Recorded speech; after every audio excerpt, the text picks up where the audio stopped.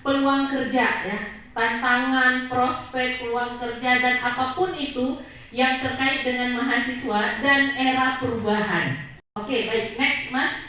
Nah, sebelum kita ngomong kiri kanan, barat, selatan, utara, kita harus tahu dulu di mana kita sekarang. Kita harus tahu dulu bahwa seperti apa wajah dunia kita saat ini. Adik-adik sekalian, kuliah di masa saya dengan kuliah di masa Pak Dekan dan kuliah di masa adik-adik itu perubahannya luar biasa. Kalau kami dulu belum ada yang namanya Pak Dekan ya. Kalau saya sudah mulai ada. Kalau Pak Dekan supaya nggak sama usianya, masa sama usia saya sama Pak Dekan. Kalau Pak Dekan itu laptop bisa dihitung tuh, hanya orang-orang kaya tuh yang punya laptop gitu. Bisa dihitung, nggak ada PowerPoint tuh nggak tahu cara bikinnya bisa sekeren ini nggak tahu. Tapi perubahan terjadi. Di masa saya sudah mulai ada Infocus, sudah mulai ada laptop. Anak-anak sekarang sudah lebih lagi, kediprat mata aja sudah bisa jalan. Coba aja contohnya, next Mas, nggak perlu saya sentuh bisa jalan sendiri. Itu sekarang. Kalau dulu sibuk ngurus ke sana, tekan, baru lagi. Nah, itulah perubahan yang terjadi. Bahwa pada saat kita berada di masa sekarang, kita harus tahu seperti apa sudah wajah dunia kita. Terjadi perubahan yang sangat drastis. Adik-adik sekalian, ini perubahan ekonomi dunia saat ini. Tetapi jangan salah, perubahan ekonomi juga mempengaruhi perubahan dalam dunia pendidikan. Kalau dulu kalau mau ke pasar, kalau mau beli kain harus ke pasar. Nggak ada cerita di rumah kita bisa dapat kain. Tapi sekarang jam 11 malam lagi suntuk, lagi bete, tiba-tiba biasa kalau yang perempuan nih obat bad mood itu belanja, kan gitu dia ya. Walaupun COD. Kalau COD itu antara yakin dan tidak dompetnya ada isi enggak gitu. Jadi COD. Tetapi adik-adik sekalian, jam 11 malam kita bisa milih barang. Itu coba buka HP mahasiswa itu semuanya. Pasti yang banyak itu apa? Bukalapak, Tokopedia, Shopee, Lazada. Nah, itu hafal itu. Tapi coba ditanya, dosen mata kuliah manajemen kelas siapa? Belum tentu tahu. Tapi kalau ditanya apa e-komersil yang sering apa saja yang ada di sini, semua bisa hafal, gitu ya. Nah, itu terjadi perubahan. Tinggal yang penting ada pulsa, nggak ada duit nggak apa-apa, kan COD tadi ya. Yang penting ada pulsa. Nggak ada pulsa pun bisa numpang di warung kopi atau di halaman kampus, numpang wifi untuk pesan barang. Artinya terjadi kemudahan yang sangat amat. Dan itu juga terjadi di dunia pendidikan. Padahal adik-adik sekalian, pandemi mempercepat itu semua. Pandemi mempercepat perubahan. Era ini dipercepat lajunya oleh pandemi yang 2 tahun. Saya 2 tahun pandemi itu total Pak Kaprodi, Bu Ima, ngisi webinar itu sebanyak 83 kali. Selama 2 tahun. Pernah dalam 1 hari itu ngisi materi di 3 kampus. Jadi HP kecil, laptop, komputer di rumah. Kata anak saya yang kelas 2 SMA, Mama gak pusing gitu. Dia bilang gitu, dia khawatir sama saya. Jadi di HP pertama itu hanya membuka acara, jadi hanya memberi kata sambutan.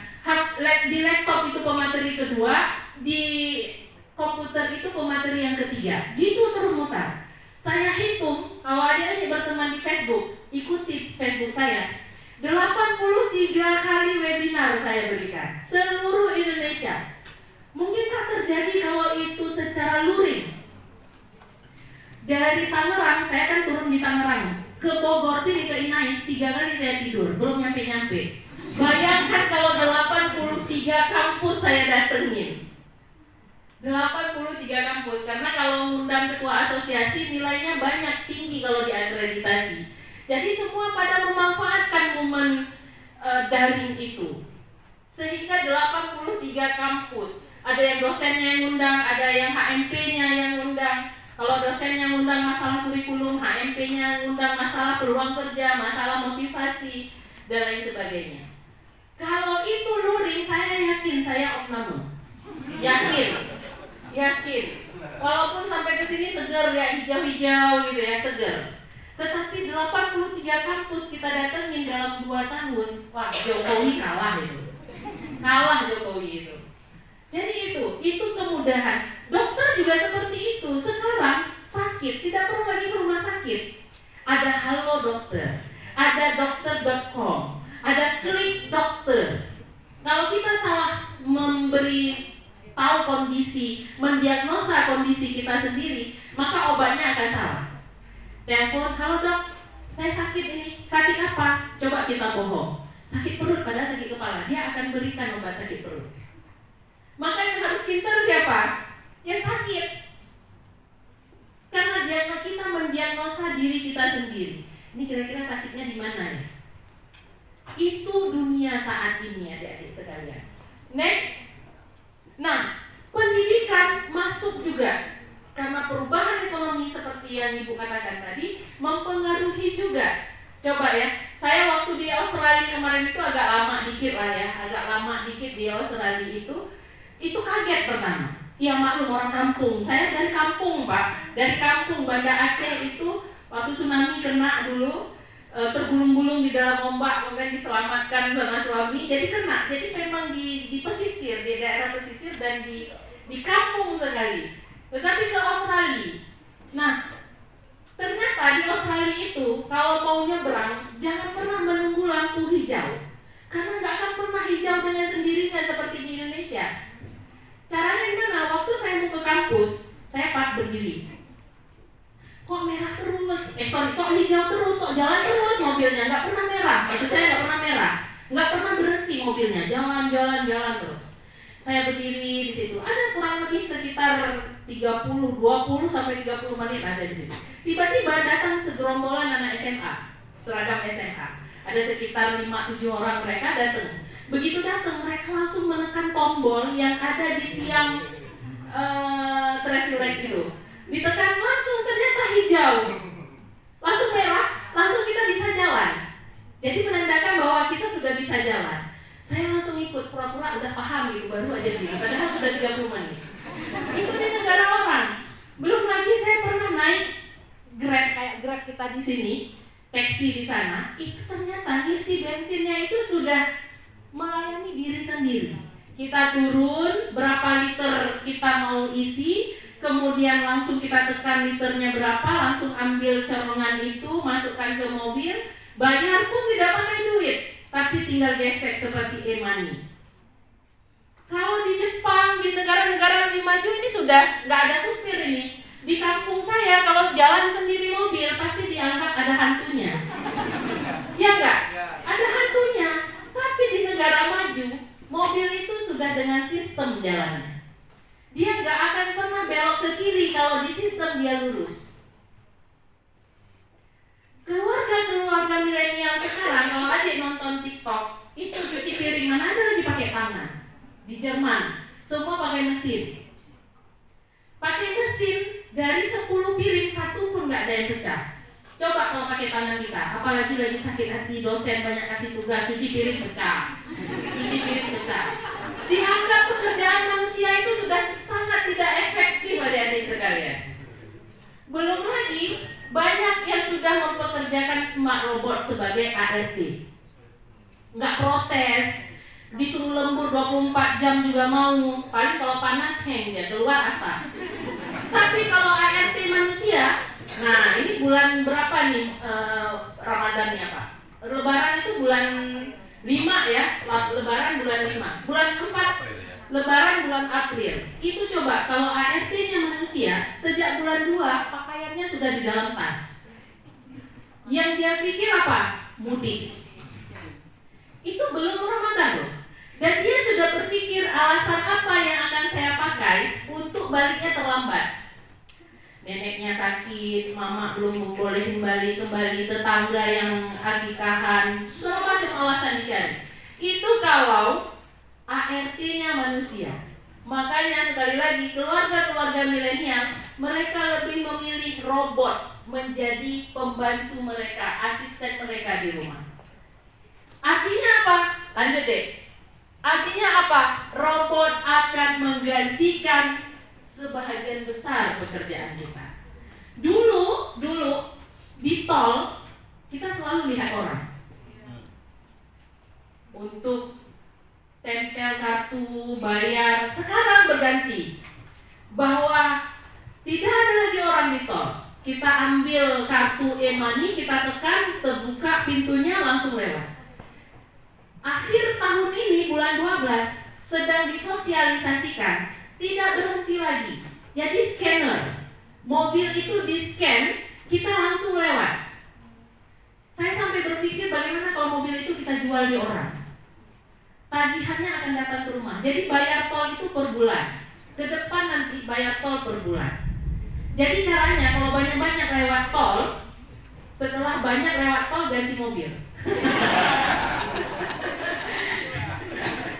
Jadi itu. Nah artinya sebenarnya mesin itu bisa disiasati, bisa dibohongi. Yang nggak bisa dibohongi itu manusia. Tetapi gara-gara diri kita tidak efektif dan tidak efisien dalam bekerja, kita akan digantikan oleh robot.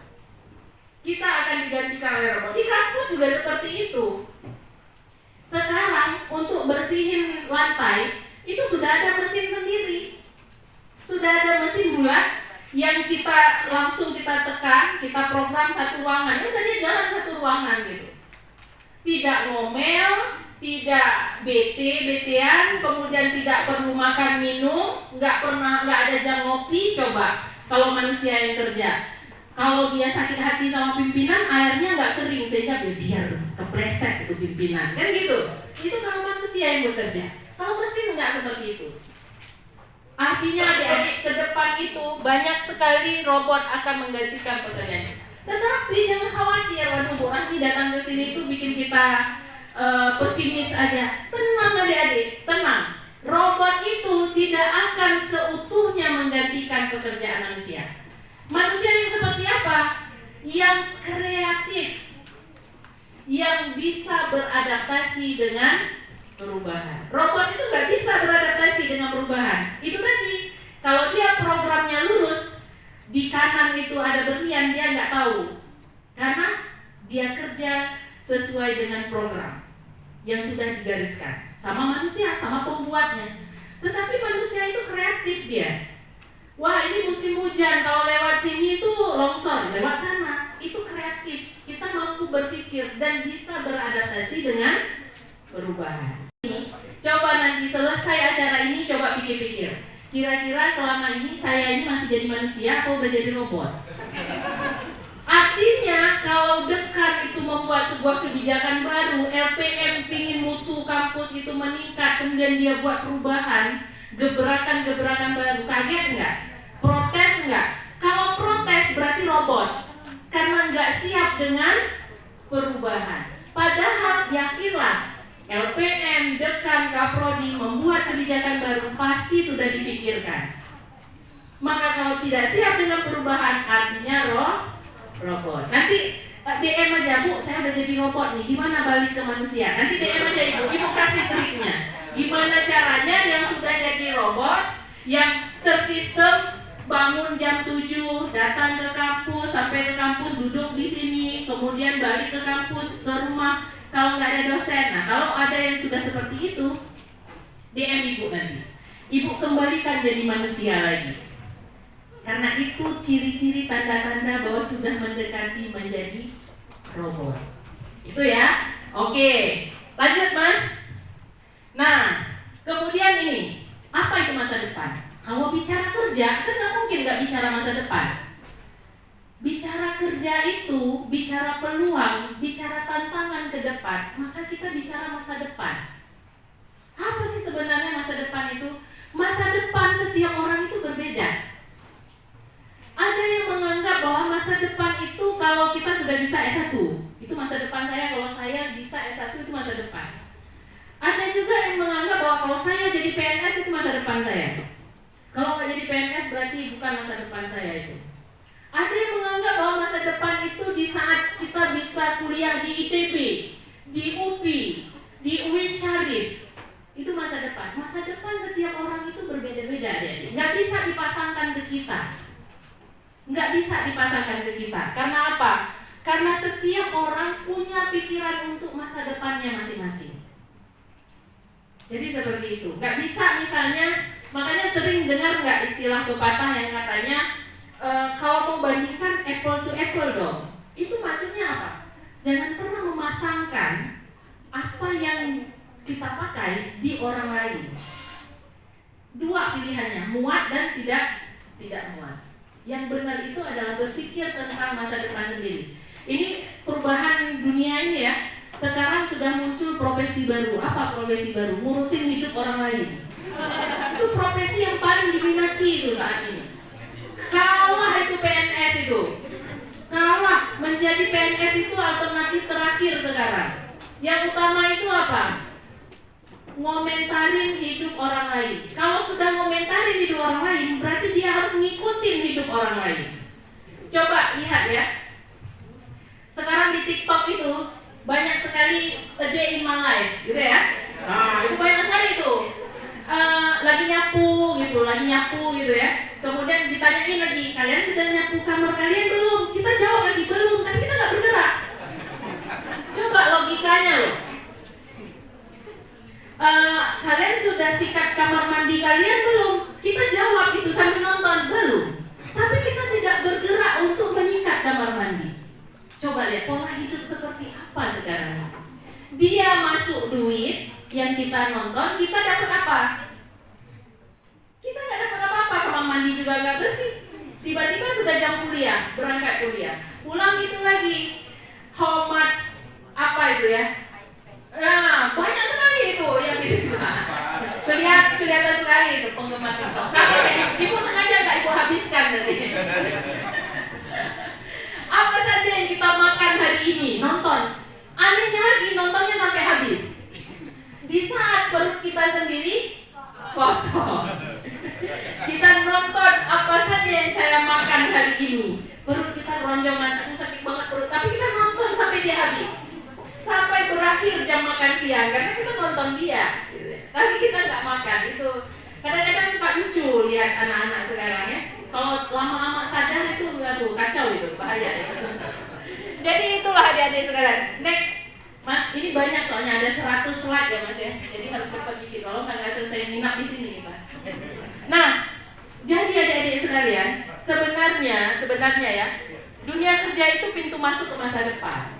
Jadi tidak ada yang perlu terlalu dikhawatirkan. Sampai asam lambung naik, ini sebenarnya prodi ini mau jadi apa ya? Sampai asam lambungnya naik ngapain? Sampai pada titik sekarang, saya tidak pernah tahu bahwa saya akan dipilih menjadi ketua asosiasi prodi MPI. Nggak pernah mimpi. 2 periode lagi, saya udah nyerah itu di Surabaya. Saya katakan sama teman-teman, saya mau LPJ nih, jangan pilih saya lagi, saya mau fokus jadi guru besar. Kata teman-teman, enggak ibu, gak ada calon lain, udah ibu aja. Itu belum LPJ saya Pak, sudah diangkat lagi. Sepakat itu teman-teman kadang-kadang. Itu ngurusin 284 program studi MPI dari S1 sampai S3 seluruh Indonesia. Sejumlah itu, bayangkan kalau satu prodi 7 orang saja dosen, kali 284, berapa orang ada di bawah saya? Kalau satu prodi MPI itu punya mahasiswa, ada yang 2 unit, ada yang 3 unit, ada yang 4 unit, katakanlah 100 mahasiswa, itu berapa jumlah mahasiswa MPI berada di bawah saya? 284 program studi. Nggak pernah mimpi dulu waktu semester 3, semester 5, oh saya nanti akan jadi ketua ini, saya nanti akan jadi asesor. Nggak pernah mimpi. Tapi sekarang bangun tidur dapat undangan, Bu AL, Allahu Akbar. Sering istighfar sekarang. Kenapa? Tiba-tiba dapat undangan terus gitu. Jadi gitu. Dan itu tidak pernah termimpikan di semester 3, semester 5. Apa kerja semester 3, semester 5 dan 8? Meningkatkan kepercayaan diri melalui kompetensi. Udah itu saja dijalani. Ini suka aneh mahasiswa. Yuk kita demo yuk, itu semester 3. Yuk kita demo yuk. Kenapa demo? Prodi kita nggak jelas mau jadi apa. Padahal dia sendiri selesai kuliah pun belum tentu. Kenapa mau berpikir mau demo mau jadi apa nanti? Itu kan suka aneh pola pikirnya. Jadi kadang-kadang nggak logisnya juga. Karena apa? Ini perhatikan, dunia kerja itu hanya pintu masuk untuk meraih masa depan. Supaya kita bisa masuk ke situ,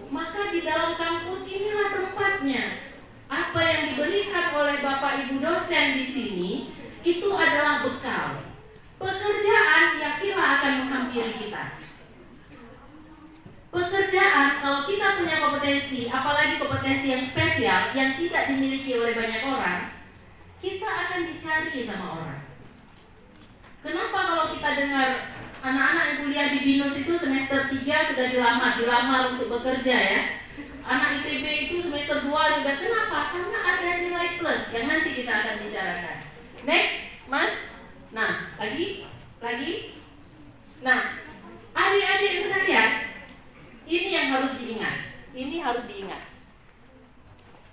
Rata-rata seluruh perguruan tinggi di Indonesia itu memberikan bekal yang sama.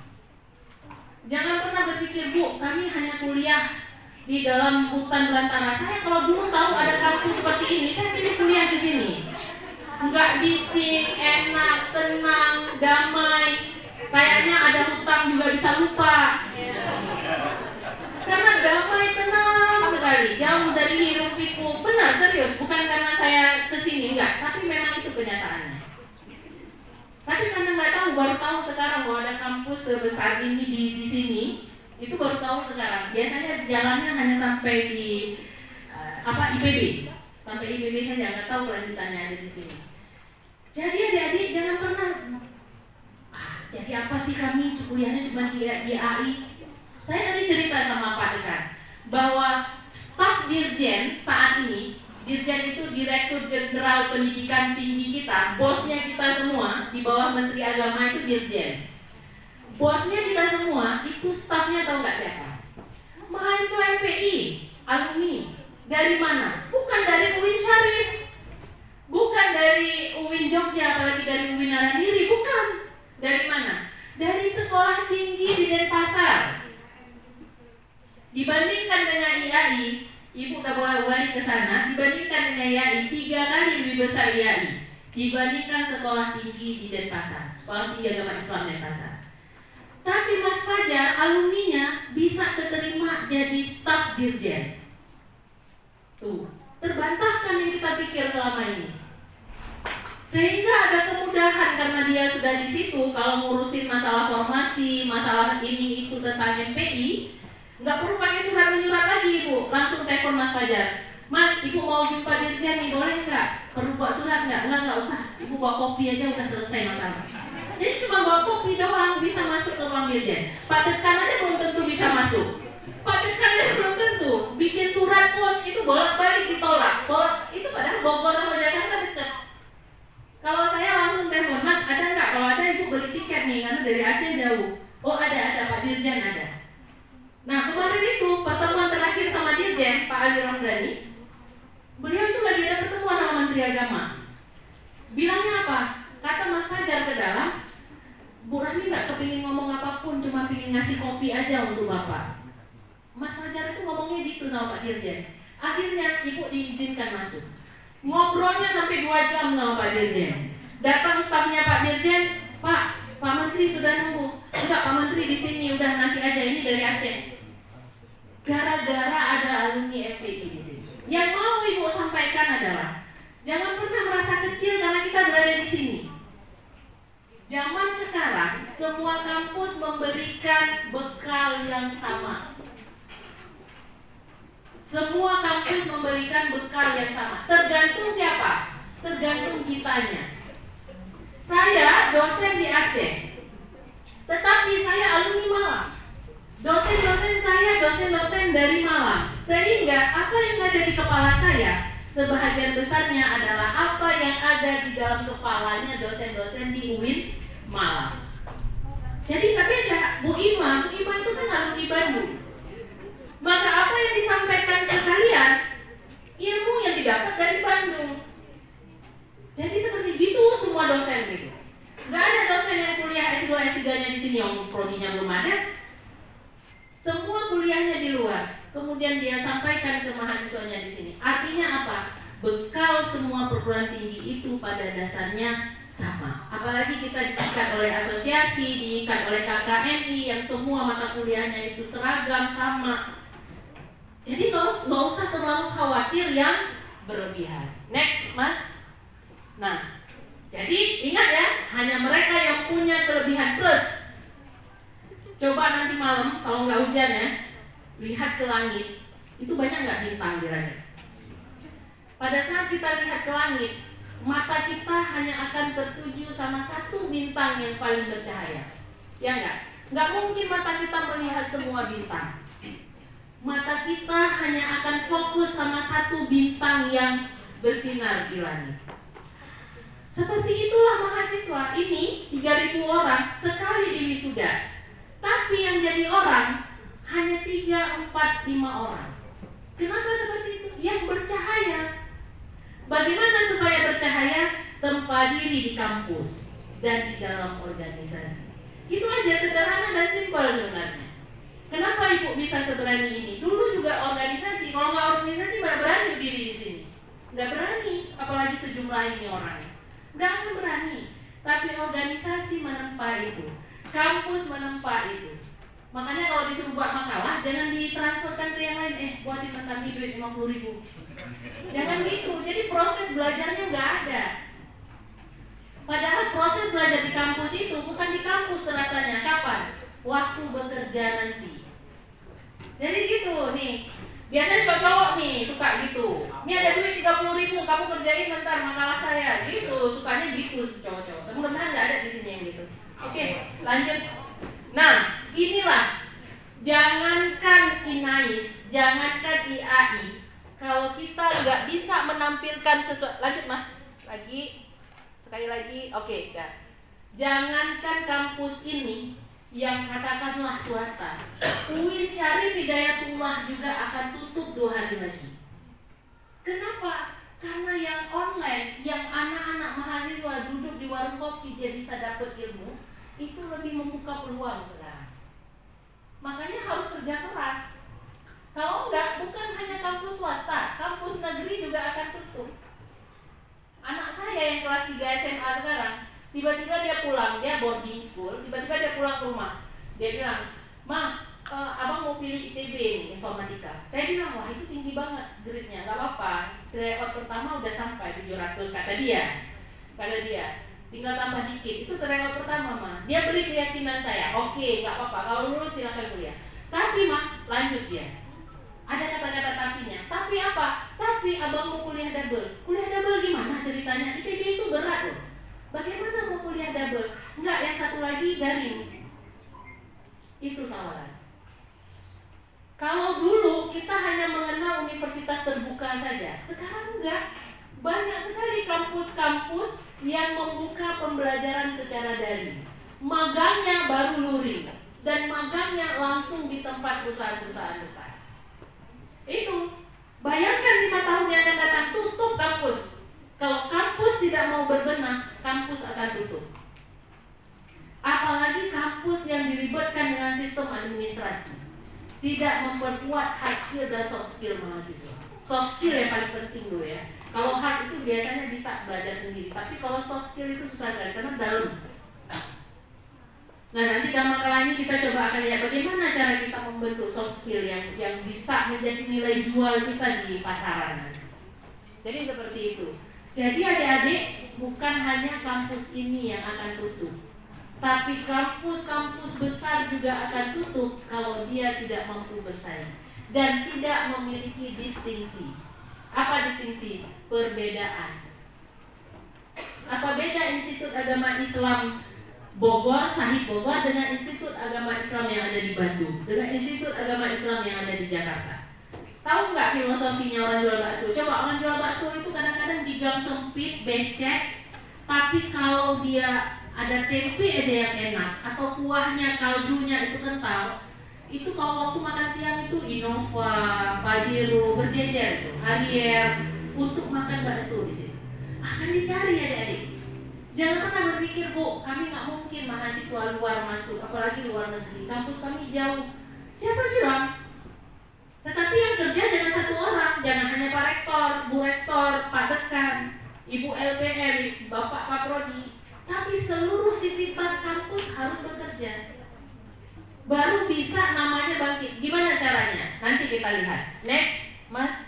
Nah, yang paling penting zaman sekarang kalau mau memperkuat kampus adalah perkuatlah literasi. Udah, itu sudah paling gampang, paling mudah dan hemat biaya. Kenapa? Literasi itu modalnya kan hanya tangan sama berpikir saja. Kampus-kampus yang mampu melahirkan literasinya kuat, itu dia akan bertahan. Karena sekarang keunggulan utama dunia sekarang itu ya literasi. Literasi itu tidak sekedar tulis menulis sebenarnya. Bagaimana kita menganalisis numeriknya bisa, kemudian ada literasi teknologinya kita pahami. Ini istilah-istilah di dunia teknologi saja kita nggak paham. Bagaimana kita memperkuat? Nggak bisa. Nah, adik-adik, kalau mau kampusnya besar, jangan taruh beban itu di rektor atau di dekan, tapi itu menjadi beban kita semua dengan kapasitas kita masing-masing. Next, Mas, ini sebahagian contoh. Coba menulislah, karena hanya dengan menulis kita bisa dikenal orang. Beda sama Syahrini nggak perlu nulis ya, dia akan dikenal orang. Beda dengan artis-artis lainnya, dia tidak perlu menulis, tapi dia dikenal orang. Karena apa? Karena ada tampang, karena ada harta, karena ada keahlian lainnya. Dia bisa bernyanyi, dia bisa main sinetron. Tapi kita akademisi, manfaatkanlah kecerdasan otak kita untuk menulis. Ini sering sekali mahasiswa dia kutip di Facebook, dia kutip di dalam skripsi, kemudian dia foto, dia kirim, Bu, izin Bu ya kutip tulisan Ibu. Bagaimana bangganya hati? Nggak perlu dibayar kalau itu. Dikutip tulisan kita di dalam skripsi, kemudian ditampilkan di dalam skripsi, dia foto, Bu, ini pas dengan skripsi saya kutip tulisan Ibu ya, saya ambil dari Google Scholar Ibu, saya kutip ya, kemudian ada nama kita di skripsi. Sampai ke Ambon, sampai ke Papua, di Sorong sana juga, di MP, di sana nggak ada MP, nggak ada MPI. Di Sorong, Universitas Cendrawasih ya, di sana tuh ada MP. Sampai di sana sudah ada, saya belum pernah ke sana, tapi di sana sudah ada nama saya. Hanya gara-gara tulisan. Mau Inais seperti itu, orangnya di sini, jasadnya di sini, tapi harumnya di sana lewat tulisan. Next, Mas. Ini beberapa contoh saja tulisan yang saya masukkan di media sosial. Coba mahasiswa-mahasiswa di sini itu mulai menulis. Apalagi nih Pak Kaprodi PGMI, ini jagonya literasi ini. Buatkan dalam 1 minggu 1 hari atau 2 hari untuk waktu mereka belajar menulis. Jangan lupa di bawah nama itu sisipkan ini kan nama nih, ini kan namanya adik-adik. Di bawah nama tuliskan Uwin Aranili, tuliskan mahasiswa Unais, dan segala macam. Ini banyak tapi nggak muat. Ini contoh saja. Siapa bilang sulit untuk memperkenalkan kampus? Karena letaknya jauh dari ibu kota, karena letaknya masuk ke dalam. Nggak ada urusan itu kalau zaman sekarang. Yang pintar jadi konten kreator, silahkan jadi konten kreator, tapi jangan di rumah doang. Sesekali kampus. Data Bu Ima sebagai LPM, siapa yang menjadi konten kreator di dalam ruangan ini? Karena mereka ada tuh, setiap mahasiswa tuh ada yang selebgram, ada yang konten. Kalau selebgram misalnya mau review skincare ya, sesekali di kampus. Nanti di kolom komentar orang akan bertanya, bagus banget tuh pemandangannya, di mana? Kasih tahu, ini kampus saya. Gitu cara memperkenalkan kampus. Data. Mahasiswa-mahasiswa yang profesinya sebagai content creator, yang day in my life dan lain sebagainya, sering-sering buat di kampus. Itu kalau Anda seperti himne tadi, apa? Inilah alma materku, Institut Agama Islam Syahid. Gitu kan? Merinding saya baca dengarnya tadi. Itu harus diwujudkan keseharian adik-adik. Jangan cuma kalau datang tamu ada acara kemudian nyanyi di sini. Kalau ditanya maknanya apa nggak tahu. Saya aja yang baru dengar tahu maknanya. Bahwa kita sama-sama harus memajukan alma mater ini. Caranya dengan cara kita masing-masing. Yang selebgram silahkan pakai gaya selebgramnya.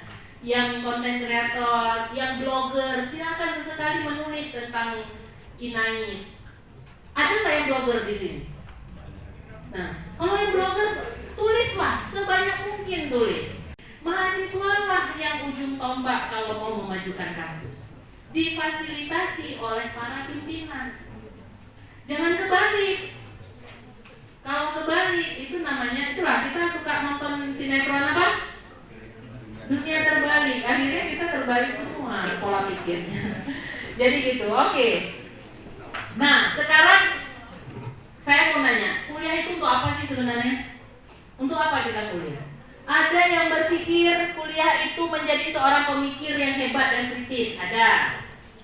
Jadi dia kerjanya mikir terus, duduk di warung mikir, duduk di teras mikir terus, nggak pernah berbuat, dia mikir terus. Ada yang tugasnya gitu, enak banget tugas paling gampang itu mikir. Kalau ditanya sama pendekan, kamu dari kemarin sampai hari ini, Bapak lihat di sini terus kamu duduk. Mau jadi apa kamu? Mau jadi pemikir, Pak. Jadi itu pekerjaan profesi yang paling mudah sebenarnya mikir. Tapi nggak pernah diaplikasikan apa yang dipikir. Next, oke. Kemudian ada juga kalau ditanya ngapain sih mau kuliah? Ada yang ditanya untuk mencari tahu banyak hal gitu, karena dia di rumah di kampung nggak ada apa-apa, nggak pernah lihat apa-apa, dia ingin tahu banyak hal. Ada juga yang berpikir menjadi hidup lebih mandiri, membantu karakter, manajemen waktu, kesempatan memperluas jaringan. Satu kelas itu ada 30 orang dari 30 kota, maka 30 jaringan kita punya. Gitu, itu harus berpikir seperti itu. Coba, kalau Bu Ima tidak masuk ke asosiasi, saya nggak kenal sama Bu Ima. Kalau Bu Ima dan Bu Hana ya saat itu tidak ke Lombok, mereka tidak ketemu sama Promuklas. Tidak bisa duduk di dalam satu meja. Promuklas itu tahu nggak adik? Promuklas itu ketua Lamdik loh. Ketua Lamdik nggak bisa duduk satu meja, kita nggak bisa. Tapi itu bisa terjadi gara-gara masuk asosiasi. Jaringannya menjadi lebih kuat, lebih besar. Sekarang Pak Dekan bilang sama saya, Bu Tanti gimana caranya mengundang Promuklas? Saya undang, asal siap terima di sini. Saya undang, nggak apa-apa. Saya yang telepon Promuklas. Jogja itu kan minta gitu, Bu, kami Pak Zainal aja yang sekjen saya nggak berani undang sendiri. Bu Rani, saya mau undang Promuklas ini gimana? Boleh, saya telepon langsung Promuklas. Prof, mau diundang sama Jogja boleh nggak, Prof?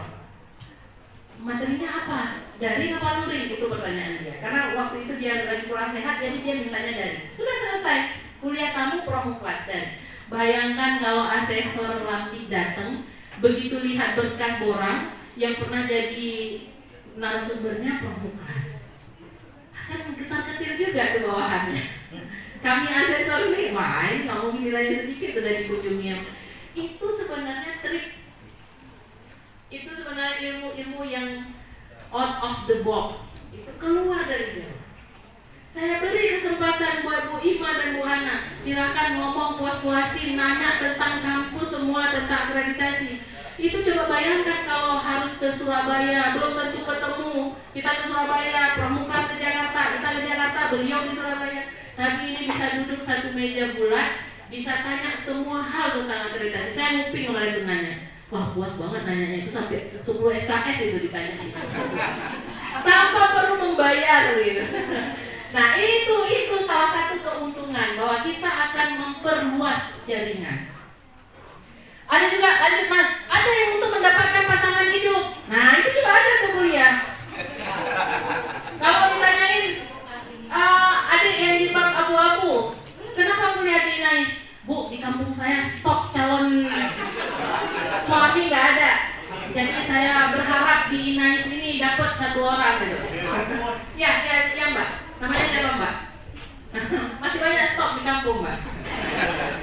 Kalau nggak banyak stok, siapa tahu di sini ada gitu. Jadi itu ada banyak alasan untuk kuliah. Nggak apa-apa, biarkan itu mengalir, biarkan itu berproses. Biarkan itu berproses dengan sendirinya. Oke, sampai ada yang untuk mendapatkan pekerjaan. Ada yang untuk kenapa kuliah untuk dapat pekerjaan. Walaupun aneh sebenarnya. Kuliah itu bukan untuk dapat kerjaan, kuliah itu untuk nambah ilmu dan pengalaman. Kerjaan setelah kuliah. Kalau untuk mendapatkan kuliah, untuk mendapatkan kerjaan, malah nggak selesai kuliahnya, karena sudah sibuk bekerja, apalagi gajinya banyak, langsung lupa tugas.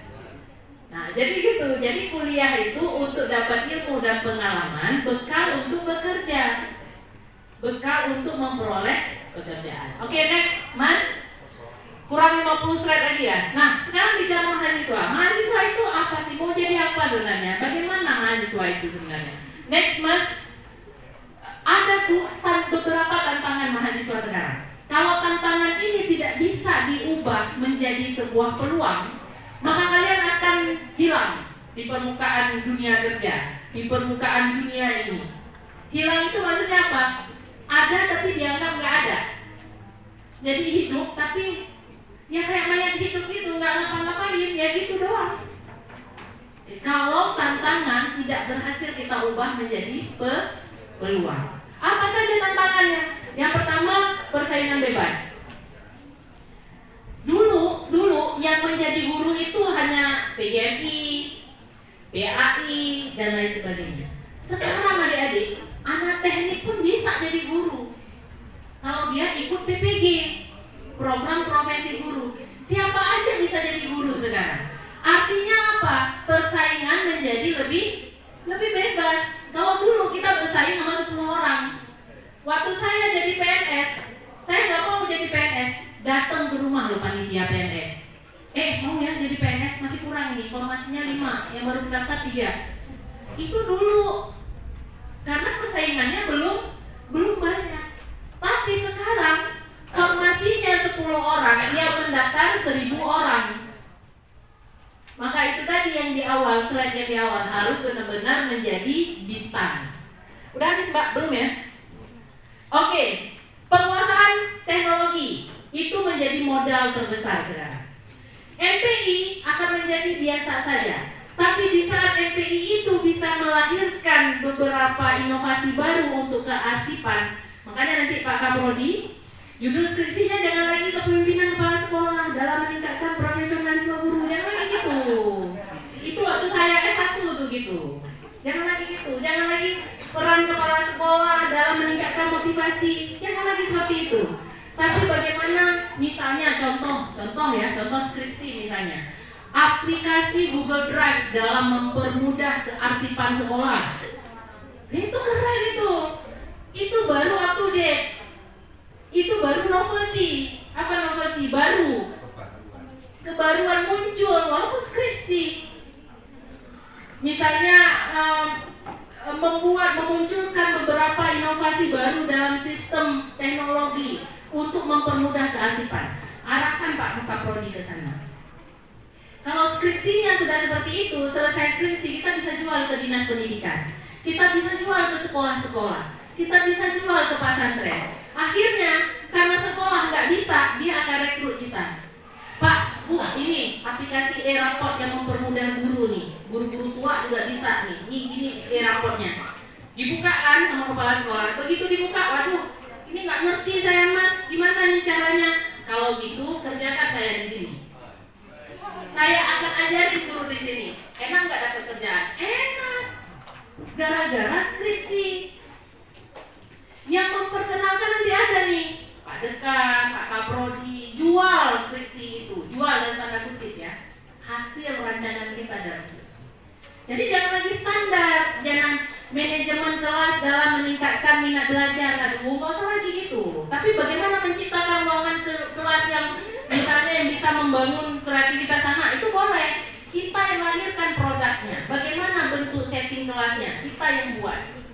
Jadi gitu. Lebih ke melahirkan sebuah produk walaupun skripsi. Itu ya. Oke, kompetensi lulusan lebih general ya. Sekarang kalau dulu adik-adik hanya lulusan teknologi informasi yang bisa aplikasi komputer, ya enggak?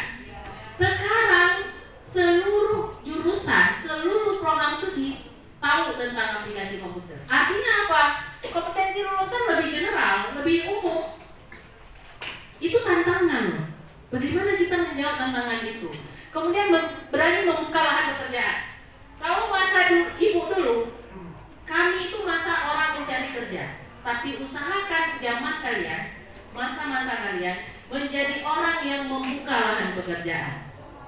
Gitu, itu baru keren gitu. Oke, selesai tepat waktu. Wah, ini kendalanya. Hati-hati adik-adik ya. Dalam borak itu, kalian itu harus mensupport kerja program studi, terutama dalam meningkatkan nilai akreditasi. Akreditasi rendah, kalian tidak bisa kerja dimanapun. Wah, kita demo dong Bu kaprodinya kalau akreditasinya rendah. Loh, kenapa harus di demo? Yang memperendah akreditasi itu salah satunya adalah mahasiswa. Kenapa? Di dalam borang akreditasi itu ada poin yang menjelaskan, yang bertanya, berapa jumlah mahasiswa yang selesai tepat waktu? Itu ada poinnya. Maka organisasi boleh, tapi jangan lalai. Ekstrakurikuler boleh, tapi jangan lalai. Internship boleh, tapi jangan lalai. Jangan kebablasan. Maka kebablasan, kuliahnya meninggal. Makanya sistem sekarang jangan sampai ada DO Pak Kamrodi. Kalau kira-kira dia sudah arahnya sudah DO, suruh pindah kampus, baru selamat akreditasi. Nah itu sebenarnya trik asesor, nggak boleh dibocorin. Tapi saya bocorin, wah didengar ini sama Iwan. Tapi itu jangan sampai ada DO di sini, itu turun nilainya. Kalau kira-kira aromanya, bau-baunya itu sudah mau di DO, karena sekarang kan di portal itu kan ada limit waktu ya. Kalau S1 itu 7 tahun. Setelah 7 tahun langsung merah dia. Nah caranya suruh pindah kampus daripada dia DO di sini. Jadi seperti itu. Oke. Nah kemudian ada juga pemanfaatan. Oke lanjut Mas. Lanjut lagi. Nah sekarang kalau tadi mahasiswa harus bisa menjawab tantangan itu. Sekarang lulusan. Ini banyak mahasiswa kita Pak senang dengan gelar MA. Apa? Mahasiswa abadi. Itu senang banget. Wah masih S1 udah dapat gelar MA itu kan keren ya. Cuma masalahnya bukan Magister MA itu, bukan Magister of Art, tapi mahasiswa abadi. Makanya kalau ditanya kenapa, ada juga gini, kenapa kamu nggak selesai-selesai? Tapi di sini mukanya mudah-mudahan banget masih nggak ada yang lewat usia kayaknya. Nanti kalau dibilang itu ditungguin ibu di tangga. Ada juga punya mazhabnya mazhab Imam Syafi'i Pak. Kalau ditanyain itu mahasiswa saya, kalau di sini nggak ada. Kalau ditanyain, kamu perasaan lama banget udah kuliah nggak selesai Bu? Saya itu mengikuti Imam Syafi'i Bu. Makin lama kuliah, itu makin mendalam ilmu yang saya dapat. Itu Pak Kapolri, Pak Dekan, itu yang tepuk tangan ada indikator ke arah sana. Ada indikator ke arah sana itu. Begitu ditanyain, kalau di sana sering tuh, itu kamu dari nggak ada kumis sampai ada kumis masih di kampus. Bu, saya ingin memperdalam ilmu. Masalahnya dalam kuliah juga dia nggak masuk, gitu mas. Tapi dia ngelesnya apa? Mengkambing hitamkan Imam Syafi'i. Imam Syafi'i itu kan nggak berhenti belajar supaya lebih mendalam. Nah, mahasiswa kita itu akalnya gitu Pak. Nah, lulusan itu seperti apa? Next Mas, ini ya, coba perhatikan. Jangan yang ada dalam pikiran kita hanya PNS loh. Memang sih nggak bisa disalahkan. Itu kalau di kampung saya, kalau mau nikahin anak orang, ditanyain tuh sama calon mertua, kamu udah PNS belum? Itu kalau di kampung itu gitu. Kalau di sini kan nggak gitu. Jadi PNS itu sebenarnya bukan hanya salah satu jenis pekerjaan, jenis profesi, jenis pekerjaan. Tapi ada banyak lagi. Kalau masa kami dulu itu PNS segalanya. Kalau anak yang lahir di tahun 90-an itu sudah mulai mengenal BUMN. Yang keren itu yang kerja di BUMN. Itu yang lahir tahun 90. Kalau yang lahir di tahun 2000-an, kita lanjut ya, sekitar banyak enggak masih? Di tahun 2000-an itu sudah mulai berpikir menjadi karyawan multi. Itu. Nah, adik-adik yang lahir tahun 2020 yang masih punya adik yang lahir di tahun 2020, ada nggak yang adiknya baru lahir di tahun 2020? Itu malah jenis pekerjaannya belum terdeteksi. Kalau dia lahir, kita tanyain kamu mau jadi apa, dia belum terdeteksi jenis pekerjaannya. Itu yang lahir di tahun 2020.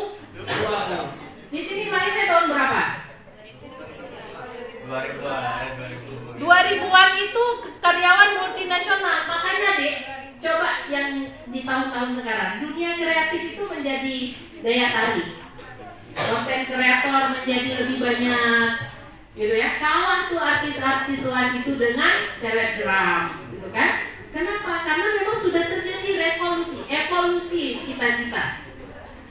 Pernah dengar, pernah baca berita nggak? Baru-baru ini ada sekitar 6 orang yang mengundurkan diri dari PNS.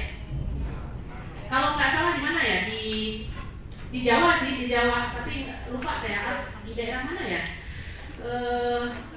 Di mana gitu di Jawa pokoknya. 6 orang mengundurkan diri jadi PNS.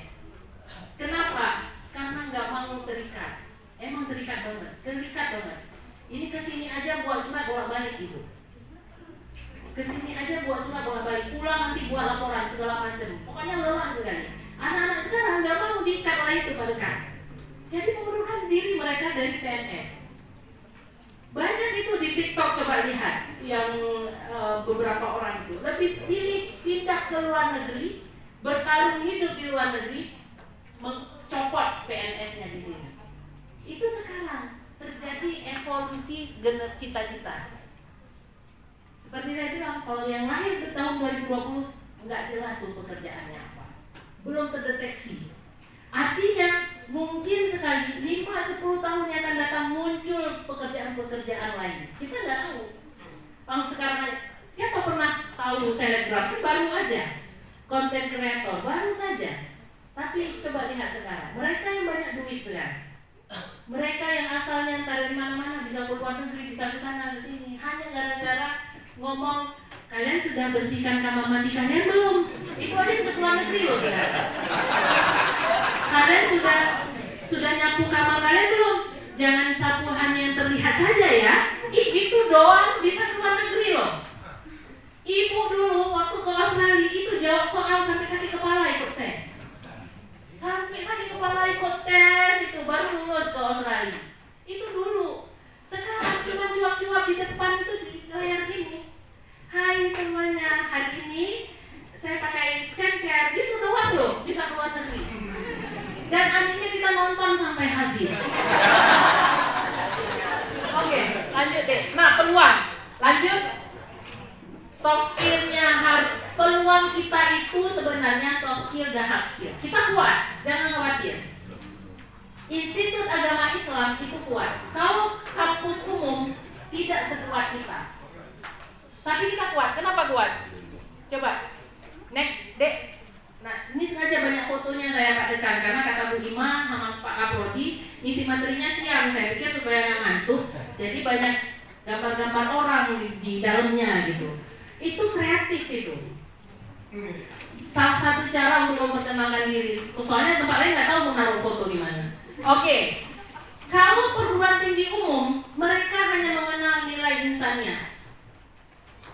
Cinta, kasih sayang, lemah lembut, itu doang. Itu doang. Tetapi kita yang berada di bawah Kementerian Agama, berada di Institut Agama Islam, Sekolah Tinggi Agama Islam, Universitas Islam Negeri, kita punya kolaborasi antara nilai insannya dan nilai ilahiyah. Apa nilai ilahiyah kita apa? Ada ikhlas, kemudian sabar, nilai-nilai ilahiyah ya. Jadi itu yang menyebabkan soft skill kita menjadi keren banget. Anak-anak umum belum tentu punya kesabaran selevel kita. Maka kalau kita tidak cukup sabar dengan menghadapi sesuatu hal, harus dipertanyakan dulu nilai ilahiyah. Ada sesuatu yang salah. Karena harusnya untuk bisa melahirkan insan kamil, ulil albab kalau yang di dalam himne tadi, itu adalah kolaborasi antara nilai ilahiyah dan nilai insannya. Itu dimatchingkan, dikawinkan dua nilai itu, luar biasa sempurnanya. Sehingga akan lahir next month. Kalau ini dua ini dikolaborasikan, semua ini akan lahir dari semua orang yang ada di sini. 3.000 orang yang ada di dalam ruangan ini. Konsisten, artinya nggak ada yang keluar Pak Dekan. Dari pertama itu 3.000 orang. Nah, yang pertama kejujuran. Punyakah kita itu? Perusahaan membuka peluang 10 orang karyawan. Yang mendaftar 11 orang. Yang akan tereliminasi, yang dicari sekali adalah kejujuran. Kejujuran itu paling sulit didapat sekarang. Kalau tidak ada melekat di kita nilai ilahiyah dan nilai insaniah, nggak mungkin kita bisa jujur. Paling sulit dicari jujur sekarang. Padahal kesuksesan itu yang pertama sekali adalah kejujuran. Kemudian disiplin, mudah bergaul, dukungan pendamping, kerja keras, kecintaan pada apa yang dikerjakan. Ini adalah kunci kesuksesan. Adik-adik sekalian, ini bukan saya yang buat, ini hasil penelitian. Ini hasil penelitian. Kalau mau sukses, miliki 10 ini. Duduk dalam rapat misalnya. Jangan takut untuk bicara, langsung tunjuk tangan. Kalau saya punya ide gini. Orang yang akan menilai kita. Ini kalau kita duduk 10 orang, kita diem semua, nggak ada yang bicara, maka tidak ada yang jadi bintang. Jadi itu. Kunci kesuksesan itu ada 10 dan ini harus benar-benar kolaborasi antara nilai insaniah dan nilai ilahiyah. Lanjut, Mas. Nah, ini beberapa jenis pekerjaan. Karena tadi ya kita bicara peluang kerja. Apa sih Bu? Kami mau jadi apa sih? Banyak bisa di perusahaan, bisa di instansi-instansi terkait, bisa di banyak tempat. Lanjut deh. Lanjut. Bisa menjadi entrepreneurship, bisa menjadi event organizer, bisa apapun bisa. Yang penting kita mau mencari peluang-peluang itu. Jadi gitu ya. Oke. Kemudian lanjut, menjadi PNS juga bisa. Cuman lanjut deh, kalau bisa kita sudah kuliah dari semester 1 sampai semester 8, kemudian di dalam ruangan AC. Jangan dong begitu selesai kita gini. Ini biar dilakukan oleh orang-orang di luar sana yang tidak belajar di dalam ruangan AC. Ngerti nggak maksud Ibu? Jangan sudah capek kita ditempa oleh dosen-dosen kita, diberi bekal yang luar biasa banyak. Kita ikutan antri untuk pegang map, skincare mahal loh. Jangan antri panas-panasan hanya untuk mendaftar seperti ini. PNS bisa, bukan nggak bisa. Tetapi jadilah pembuka lahan pekerjaan bagi orang lain. Sehingga ada perbedaan orang yang sekolah dengan masyarakat awam yang nggak sekolah. Seharusnya kita setelah kita belajar, kita membuka pekerjaan bagi orang yang nggak belajar. Itu yang benar, konsep yang benar. Jangan karena kita belajar, kita yang berebutan untuk lahan pekerjaan yang sedikit itu. Ayo sama-sama membuka lahan pekerjaan bagi orang lain. Next. Ini beberapa contoh yang bisa dimasuki oleh adik-adik sebagai orang yang membuat lahan pekerjaan. Apa misalnya? Lahirkan inovasi-inovasi. Jadi konsultan pendidikan. Walaupun kalau manajer itu kan mulai dari low manager, middle, habis itu sampai top. Di awal nggak apa-apa jadi low manager. Kecil-kecilan. Ada teras rumah di teras rumah. Nanti lama-lama bisa satu rumah. Lama-lama bisa satu ruko. Coba belajar dari motivator, bagaimana dia menjual bumbu hanya pertama dengan 1 karyawan, hanya dengan 10 kiriman, tiba-tiba 1 tahun dia sudah punya 20 karyawan dengan banyak sekali. Itu ditimpakan banyak sekali adik-adik sekalian.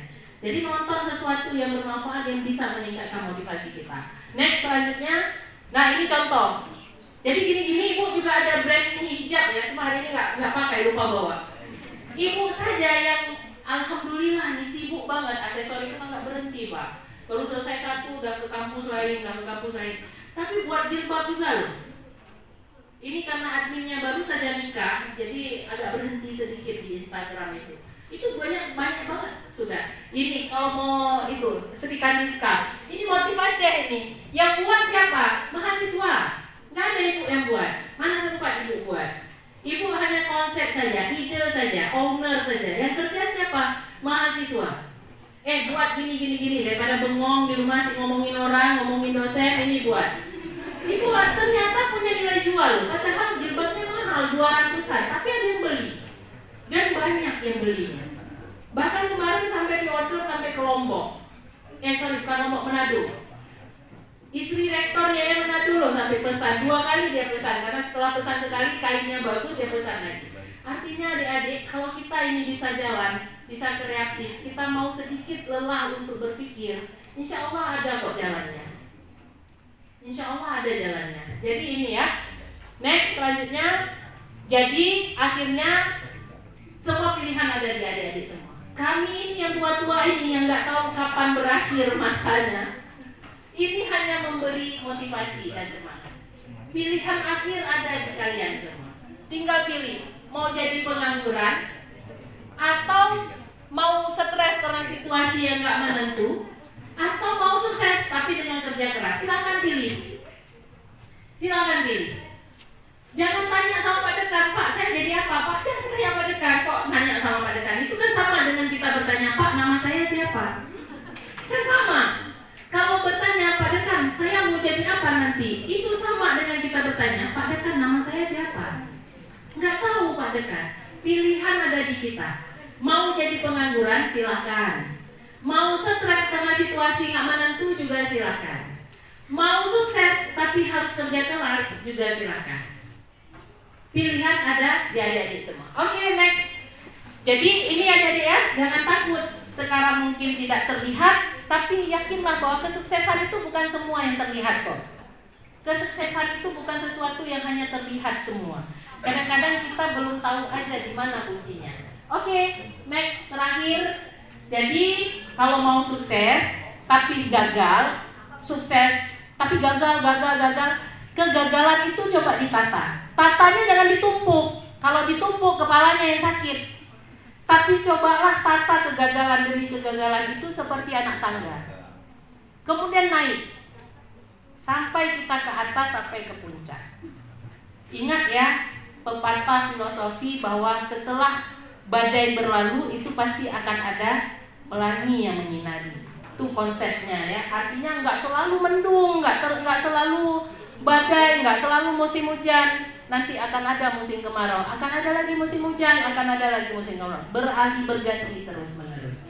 Oke, next selanjutnya. Jadi adik-adik sekalian, kalau kalian ngerjain skripsi, kalian ngerjain mata kuliah semua, kalian masuk, kemudian makalah kalian selesaikan, skripsi kalian selesaikan, pasti kalian jadi sarjana. Pasti jadi sarjana itu pasti. Tetapi menjadi sarjana sukses itu adalah pilihan. Kalau jadi sarjana udah pasti semua jadi sarjana, kecuali nggak ke kampus. Kalau kuliah, kerjakan skripsi, kerjakan makalah, pasti jadi sarjana.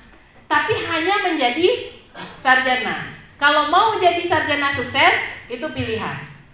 Jadi itu. Oke, yang terakhir, kesuksesan sejati itu adalah kristalisasi dari berbagai macam kegagalan. Nah, dari berbagai macam kesulitan dan kegagalan yang mampu kita atasi. Nah, ini boleh buat status hari ini. Tapi jangan lupa tulis nama ibu. Itu namanya plagiasi kalau nggak ada. Oke, jadi ini ya, kesuksesan sejati itu adalah kristalisasi dari berbagai macam kegagalan yang mampu kita atasi. Jadi nggak usah takut dengan kegagalan. Dan satu lagi mas, karena banyak nanti ganti-ganti statusnya. Jika mimpimu belum terwujud, jangan diubah mimpinya. Tapi yang harus diubah itu strategi untuk mencapai mimpi itu. Jangan berusaha untuk bangun kemudian tidur biar mimpinya beda. Itu jangan.